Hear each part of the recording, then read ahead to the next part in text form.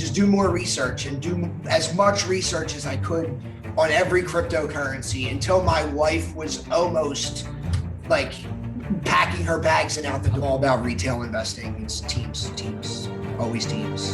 Bitcoin determining the market is only going to help the market go up. And that's really what it, everything follows. Bitcoin is that. Like that's, yeah, there were great gains. You had a lot of people get out, but you had a lot of people getting in.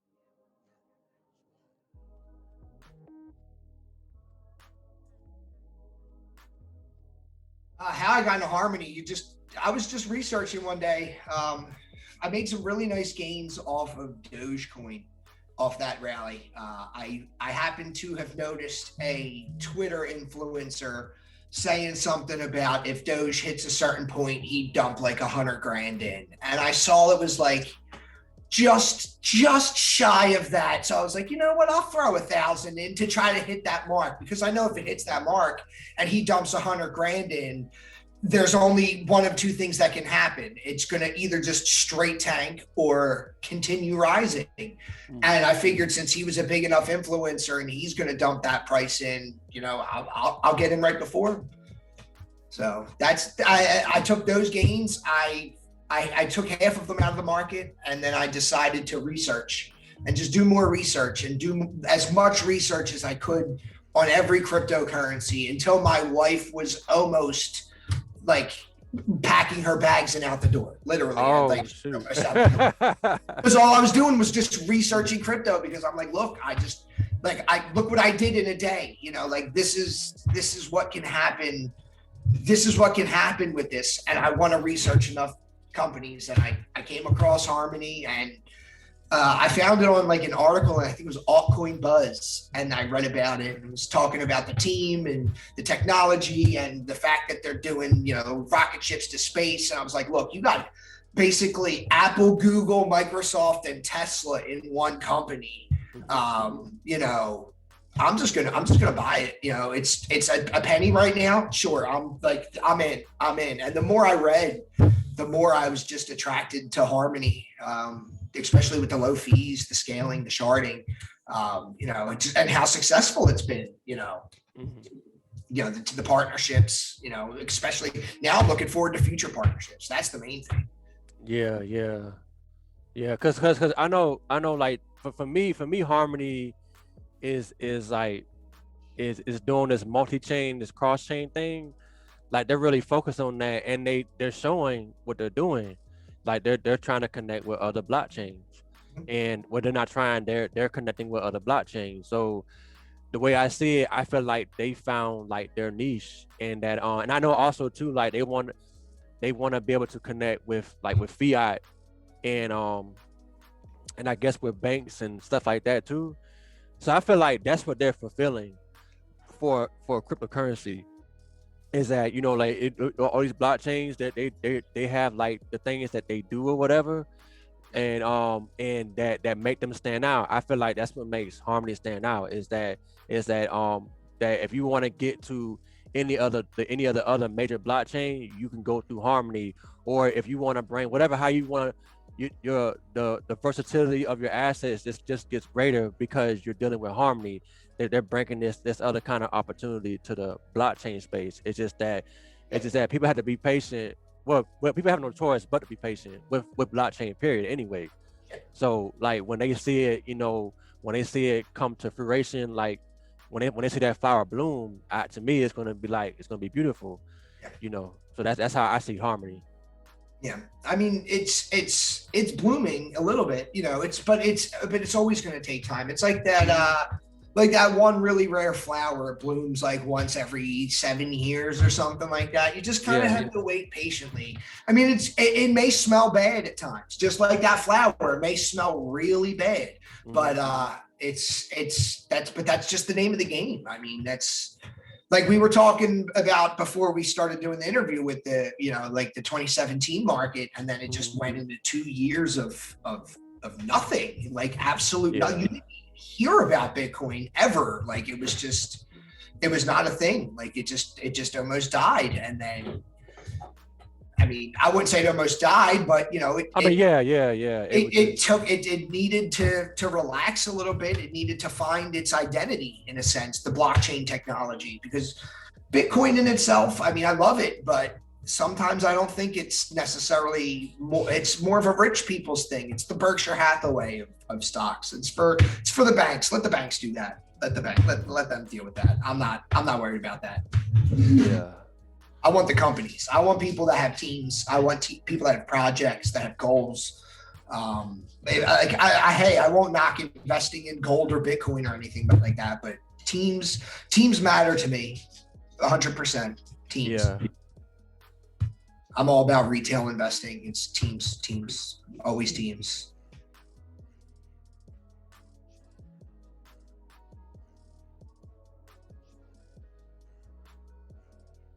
You know, like, cause you know, like when I know Big Boy, right? So he already has a lot of money like he made from crypto. So he talks about like he got Bitcoin, he got Ethereum, right? But he owns Bitcoin. But the thing is like and he talk about like your portfolio and what you should have in it.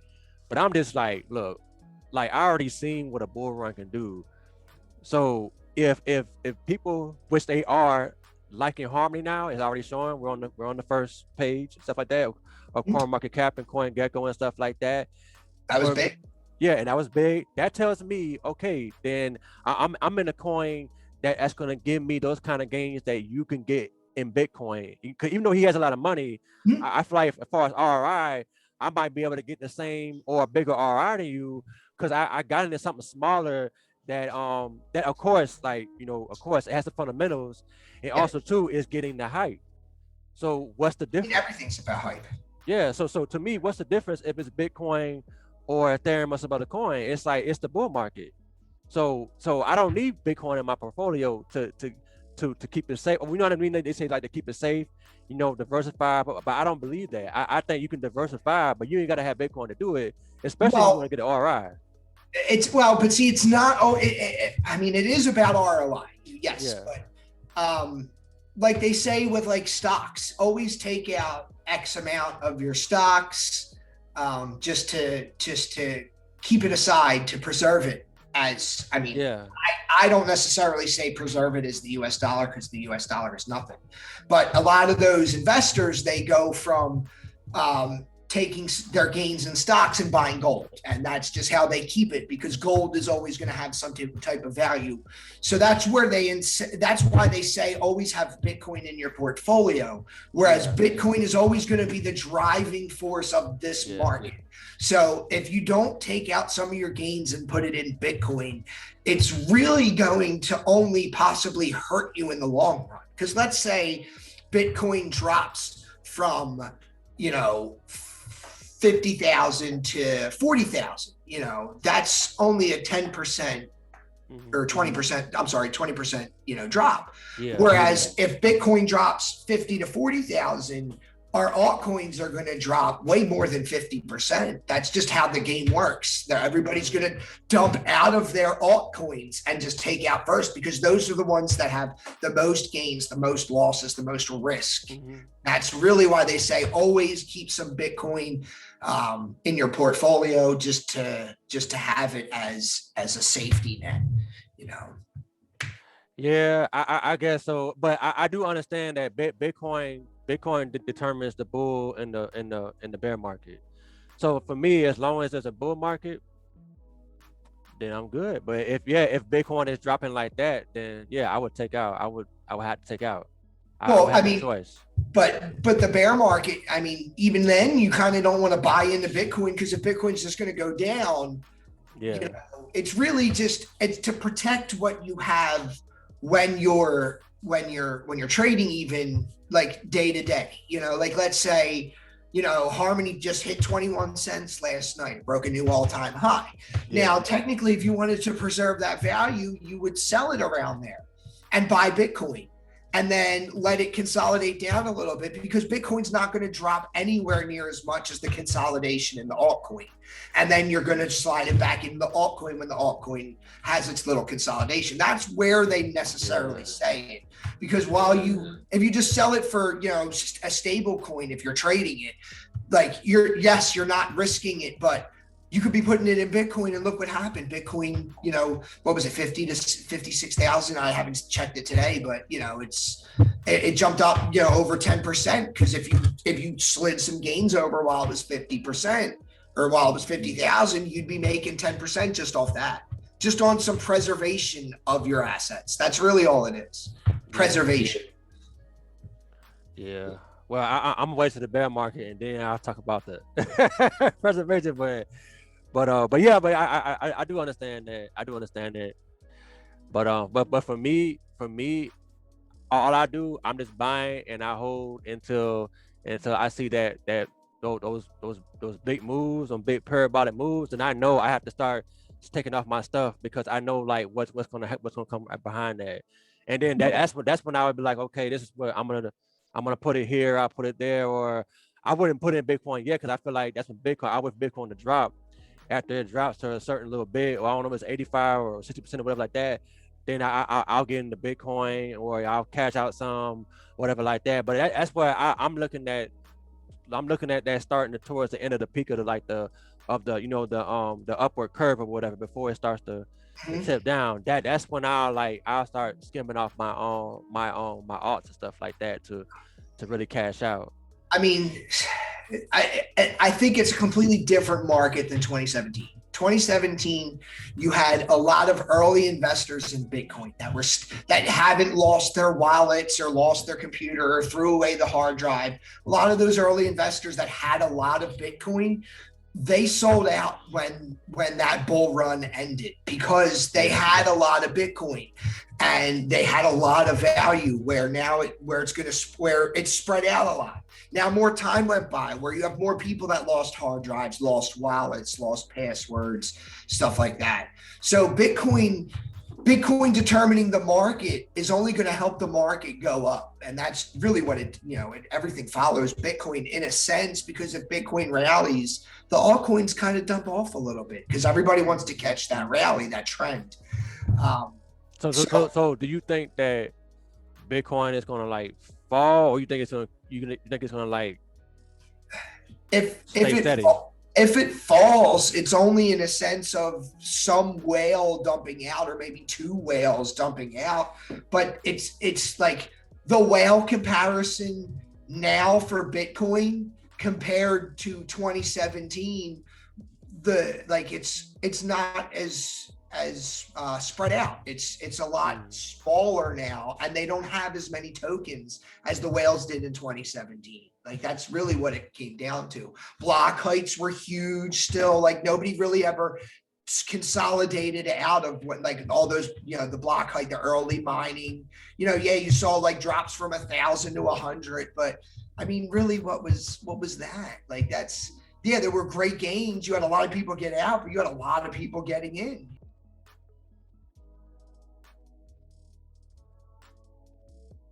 They're using it as a store of value like gold, because it's not as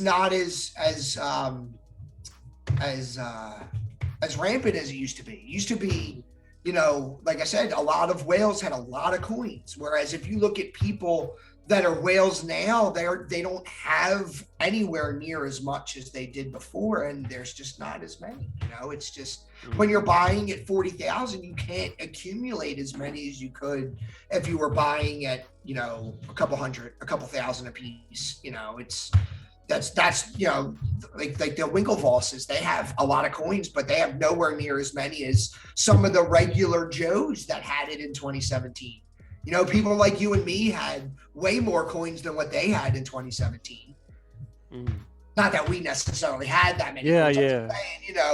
I know just people that lived in a regular house that just had regular jobs. Like one of my mom's friends was a miner back in 2012, 13, 14, 15, and he never sold any of his Bitcoin. He said he's just holding it. He's just, he stopped mining years ago, but he's just holding it. He said it's for his kids when he passes away.